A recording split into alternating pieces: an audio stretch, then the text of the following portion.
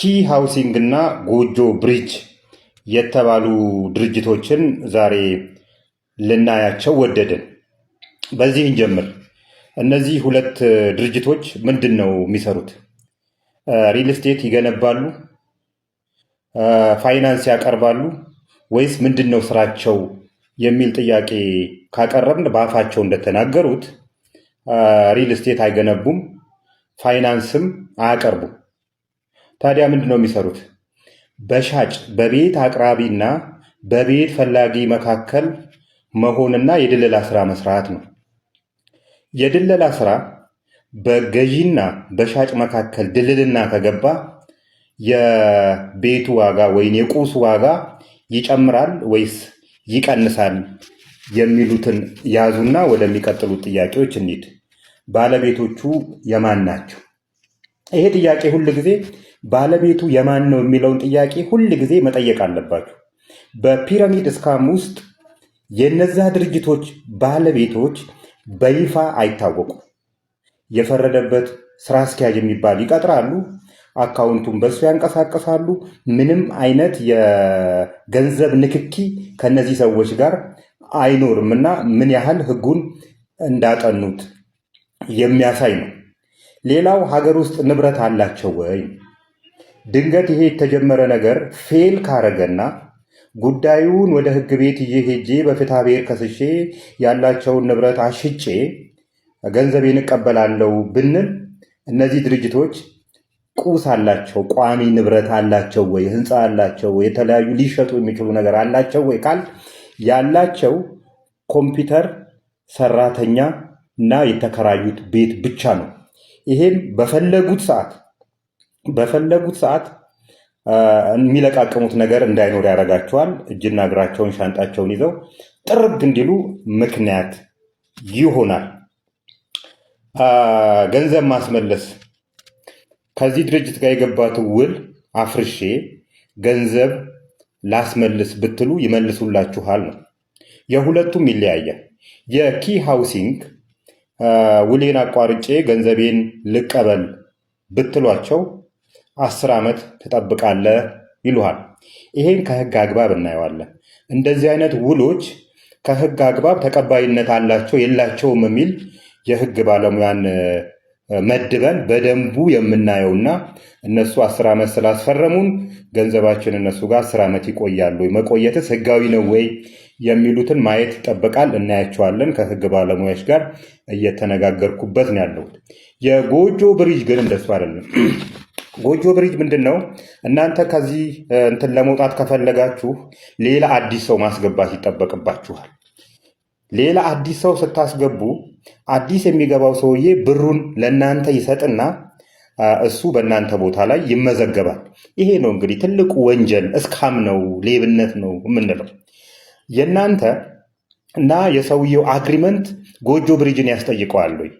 ልክሰሰው ብትል ያስገባው ለማን ነው? ለአዲስ ለሚገባው ሰውዬ ለአንተን ያስገባልህ ወይም ደግሞ አንተን ለዛኛው ሰውዬ ያስገባልህ። ከጎጆ ብሪጅ ጋር ምንም የሚያገናኘው ነገር የለም። ይሄ ልጠይቀው እንዳትችል ምክንያት ይሆናል።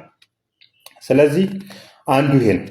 እነዚህ ባህሪያት በጠቅላላ አሁን የነገርኳችሁ ባህሪያት የእስካም የሌብነት አካሄዶች መሆናቸውን በግልጽ የሚያሳዩ ናቸው። በዚህ ውስጥ የመንግስት ድርሻ ምን ይሆናል? መንግስት የአንተን ኪስ የመጠበቅ ኃላፊነት የለበትም። በዚህ አትንቀዥቀዥ። ትንሽ ጥያቄ ጠይቁ። 83145 ብር ከፍዬ በወር 2800 ብር የማይበልጥ ገንዘብ ከፍዬ እቤት ማግኘት እችላለሁ ወይ? ይቻላል? አይቻልም። ቢኮዝ ይሄ ንግድ ነው። ንግድ ሁል ጊዜ ትርፍ ማምጣት አለበት፣ አለበለዛ ይሞታል። ትርፍ የሚመጣው ደግሞ ወጫችሁ ከገቢ ማነስ ሲጠበቅበት ነው።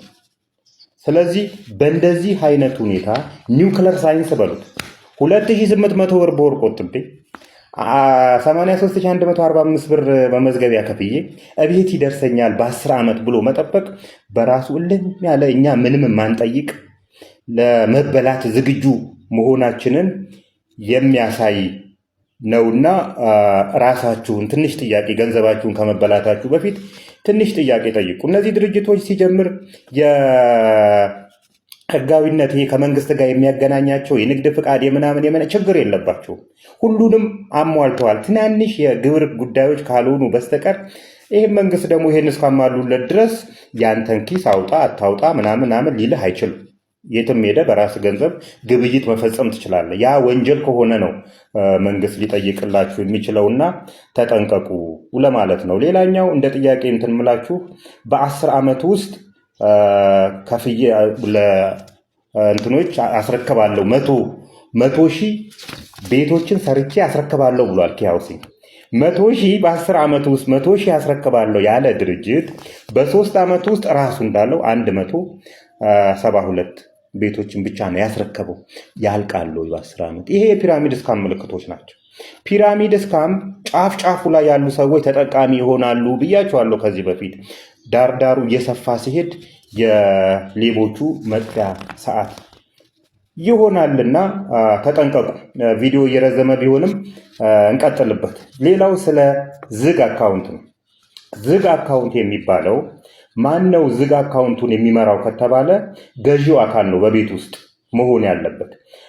ሊገዛ የሚሄዱት ሰዎች በጋራ ኮሚቴ አቋቁምና በነዛ ኮሚቴዎች የሚመራ ዝግ አካውንት ይከፍታሉ። ይሄ ቤት የሚሰራው አካል ቤት እሰራለሁ የሚለው አካል እንደየሰራው ቤዝመንት ሲያወጣ ለቤዝመንት የሚያስፈልገውን፣ ኮለን ሲያወጣ ለኮለን የሚያስፈልገውን፣ ለቀለም ለምናምን የሚያስፈልገውን እንደ ደረጃው እንደ ፕሮግረሱ ያ ኮሚቴ እያወጣ ይሰጠዋል እንደሰራ። ካልሰራ ዝግ የሚባለው ይሄ ነው። በራሱ በሪል ስቴቱ የሚመራ ዝግ አካውንት ዝግ አይደለም። እንደዚህ አይነት ዝግ የለም እና ልትጠነቀቁ ይገባል። ሌላኛው የሸማቾች ጥበቃ ባለስልጣን የሚባለው ደነዝ መስሪያ ቤት ነው። ሸማቾችን ጠብቃቸዋለሁ ብሎ እንግዲህ ሸማቾች በዚህ ደረጃ እየተበሉ ነው ያሉት። በእርግጥ እነዚህ ካምፓኒዎች ቀስ ብለው ነው እየበዘበዙ የሚጨርሷችሁ እንጂ ከዚህ በፊት እንደመጡት በ3 ወር ውስጥ ምናምኖች ውስጥ ሙልጭ አድርጎ አይበሏችሁ። የ10 ዓመት ጊዜ ሰጥቷቸዋል።